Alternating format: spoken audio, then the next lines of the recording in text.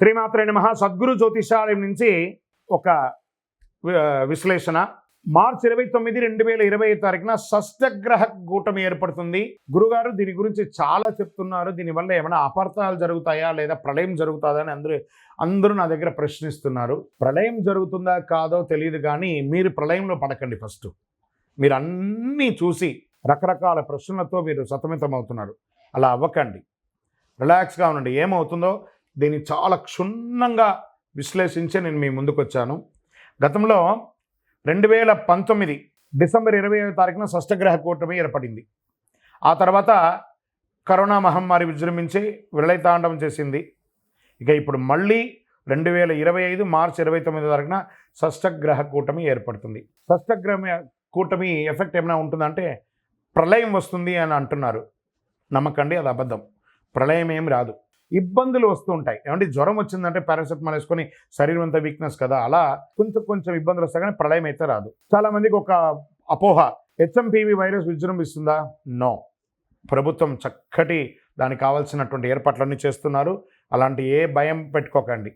అయితే ఈసారి కూడా గతంలో షష్టగ్రహ కూటమి ఏర్పడినప్పుడు కరోనా మహమ్మారి విజృంభించినట్టు ఈ హెచ్ఎంవీపీ వైరస్ విజృంభిస్తుందా అన్న ఆందోళన పలువురిలో వ్యక్తమవుతుంది. కాబట్టి ఈసారి ఏర్పడే షష్టగ్రహ కూటమి అంత ప్రభావవంతమైన కూటమి కాదు అని విశ్లేషకులు, గురువులు అన్ని గ్రహాలను దృష్టిలో పెట్టుకొని చెప్పడం జరుగుతుంది. దీనివల్ల తీవ్ర పరిణామాలు ఎదుర్కొనే అవకాశం లేదని జ్యోతిష్శాస్త్ర నిపుణులు మల్టిపుల్, ఒకరు కాదండి అందరూ చెప్తున్నారు. 6 గ్రహాలు మీనరాశిలో సంచారం. గత ఏడాది అక్టోబర్ 23వ తారీఖున రాహు మీనరాశిలోకి ప్రవేశించి సంచారం చేస్తున్నాడు. జనవరి 28వ తారీఖున శుక్రుడు మీనరాశిలోకి ప్రవేశించాడు. ఇక ఫిబ్రవరి 28వ తారీఖున బుధుడు మీనరాశిలోకి మార్చవుతున్నాడు. మార్చి 15వ తారీఖున రవి మీనరాశిలోకి వస్తున్నాడు.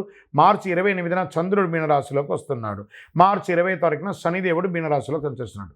సో మీనరాశి వాళ్ళు కొంచెం జాగ్రత్తగా ఉండండి. ఎక్కువ గ్రహమాలికా యోగం అంటారు. ఈ గ్రహాలంతా కూడా 1 by 1 ఇలా వేసి మాలలాగా ఏర్పడింది. గ్రహమాలికా యోగం అంటారు దీన్ని. 6 గ్రహాలు సంయోగంతో అమావాస్య నాడు షష్టగ్రహ కూటమి మీనరాశిలో రాహువు, బుధుడు, శుక్రుడు, సూర్యుడు, చంద్ర, శనులు ఉన్నారు.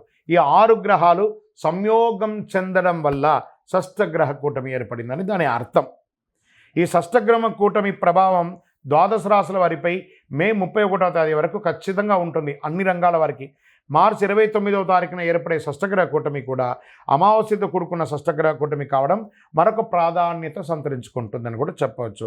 విధ్వంసాలు కలగవు, కానీ మార్పులు ఉంటుంది. ప్రతికూల ప్రభావాలు వస్తే జాగ్రత్త పడాలి. షష్టగ్రహ కూటమి ఏర్పడిన మీనరాశిలో గ్రహాల స్థానాలను బట్టి రాజకీయంగా కాస్త చిరు సంక్షోభాలు ఏర్పడే అవకాశాలు ఉన్నాయి. ఇతర రాశులతో ఆయా గ్రహాలు ఏ స్థానంలో ఉన్నాయో తెలుసుకోవచ్చు. దాన్ని బట్టి నెగిటివ్ ప్రభావం ఇచ్చే జాగ్రత్తల పరిహారాలు పాటిస్తే మంచిది. ప్రకృతి విలేపాలు చిన్నగా జరుగుతుంది.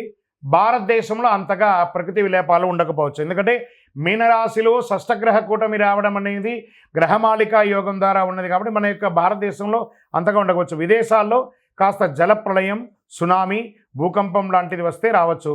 ప్రకృతిలో వచ్చే వాటిని స్వీకరిస్తాం. Be strong. విజయోస్తు.